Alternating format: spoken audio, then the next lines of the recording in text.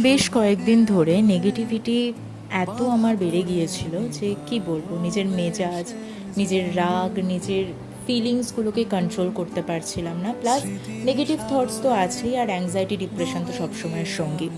এখনকার দিনে অবশ্য শুধুমাত্র কর্পোরেট সেক্টরে যারা যারা এমপ্লয়ি আছে তাদের ক্ষেত্রে নয়, যারা কলেজ বা স্কুল বা কোনো ইউনিভার্সিটিতে পড়ছে তাদের ক্ষেত্রেও ডিপ্রেশন অ্যাংজাইটি খুবই কমন একটা ব্যাপার।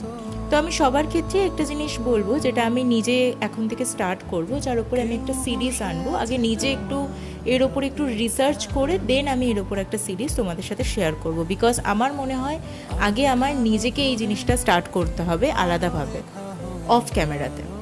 দেন আমি অন ক্যামেরাতে তোমাদের সাথে শেয়ার করতে পারবো, কারণ আমি কোনো ফলস ইনফরমেশন কখনোই আমার ইউটিউব চ্যানেলে দিতে চাই না, যাতে আমার ফলস ভিডিওসগুলো দেখে অন্য কেউ ইন্সপায়ার হোক। তো কালকে চলে গিয়েছিলাম সংগ্রামপুর কালীবাড়িতে। আমি পুরো মন্দিরটা ঘুরিয়ে দেখাইনি, কারণ আমি অফ ক্যামেরাতেই ছিলাম তখন। তারপরে এসেছিলাম আমাদের বাড়ির পাশে ত্রিমূর্তি মন্দিরটাতে। আমার মনে যখনই কোনো প্রশ্ন আসে আমি তখনই মায়ের কাছে যাই, কারণ মায়ের কাছেই সব প্রবলেমের সলিউশন থাকে, তাই না? সে তোমার ঘরের মা হোক বা তোমার মন্দিরের মা হোক, মা তো মাই হয়।